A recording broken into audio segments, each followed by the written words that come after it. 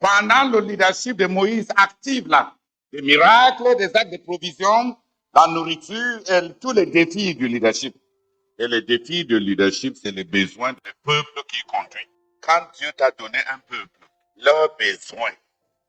leurs besoins pratiques en nourriture, en guérison, en direction, en rectitude, en réussite, devient ta chose.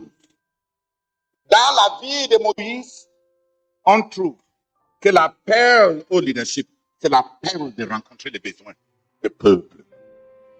Même si c'est un travail qui est accompagné de beaucoup de manque de reconnaissance et beaucoup de satisfaction. Même si c'est un travail où on va te mettre à l'épreuve malgré tout ce que tu fais pour eux. Ils ont besoin d'être dirigés. Tu dois savoir ce que Dieu attend pour son peuple. Leurs besoins de base, tu dois savoir comment tourner vers Dieu pour qu'ils puissent vivre. Moïse s'est développé à travers les défis et les besoins de son peuple dans le leadership. Pour avoir un leadership qui ne fuit pas, un leadership qui ne retourne pas les blâmes sur le peuple. Après avoir réprimandé le peuple parce qu'il ne croit pas Dieu, il doit toujours les trouver l'eau. Quand il finit de les réprimander, de n'avoir pas cru Dieu, il doit trouver toujours. Il veut manger la viande, tu vas trouver la viande.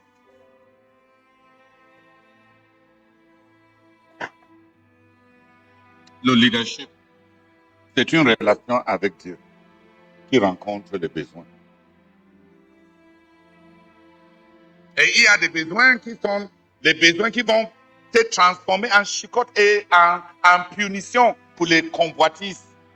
Quand les gens utilisent leurs besoins pour faire chantage contre un dirigeant, Dieu peut les donner ce dont ils ont besoin pour faire dépérir leurs âmes. Il faut que tout dirigeant distingue entre des véritables besoins à rencontrer et les convoitises interminables du cœur qui montrent le vide de Dieu. Nos dirigeants fuient les responsabilités. On aime les privilèges et les positions, mais on pense que les responsabilités sont une imposition. Les gens devaient pouvoir s'occuper de leur vie. Alors, on te suit pourquoi? Dans le défi du leadership, Moïse a grandi. Dans le leadership actif, à diriger le peuple vers le but de Dieu et à rencontrer les besoins présents et ponctuels. Dans ces deux grands avec ces deux grands vecteurs, avancer vers le but, être pertinent pour les besoins. Les paramètres du leadership de Moïse a été façonné en puissance et en parole. Dans le désert, accablé par les besoins de son peuple. Et n'étant pas le gens qui fuient facilement des relations, des responsabilités, Moïse a atteint une limite à son leadership.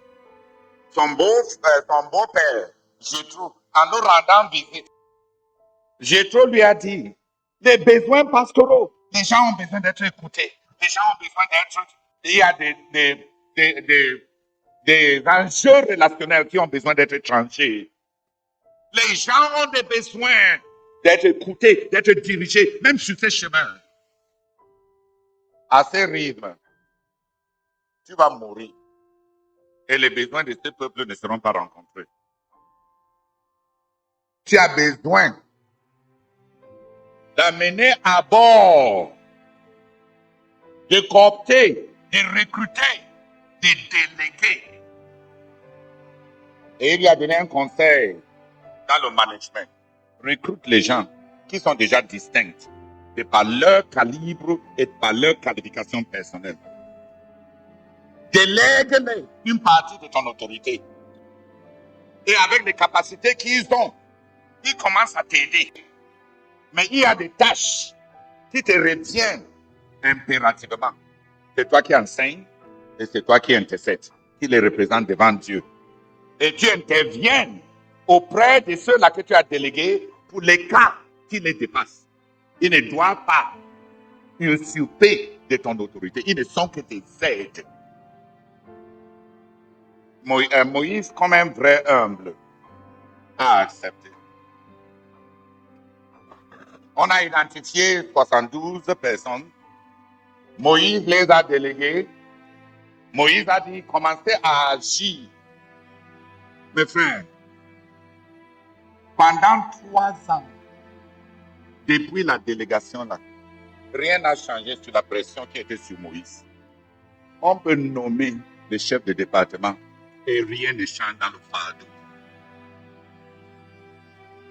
Ce n'est pas les capacités que les gens ont qui vont les amener à être utiles, à te décharger.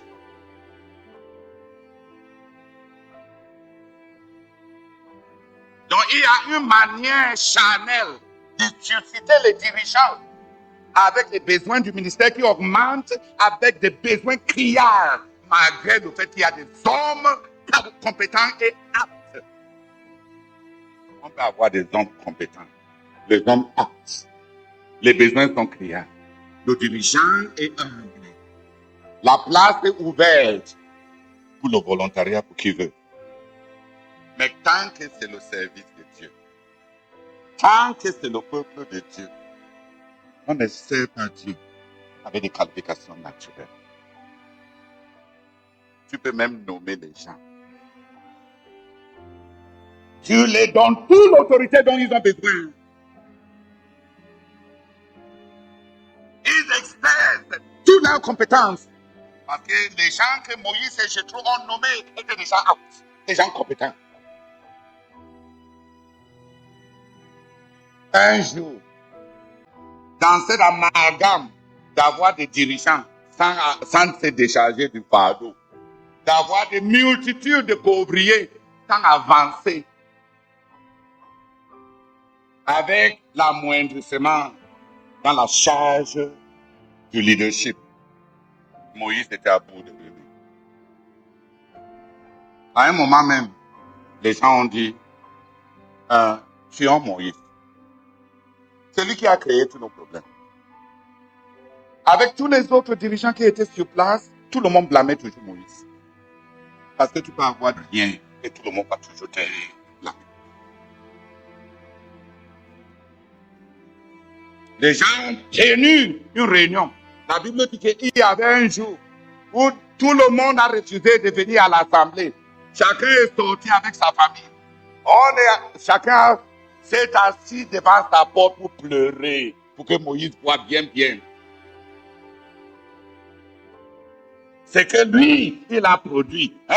Moïse, voilà où tu nous as amenés.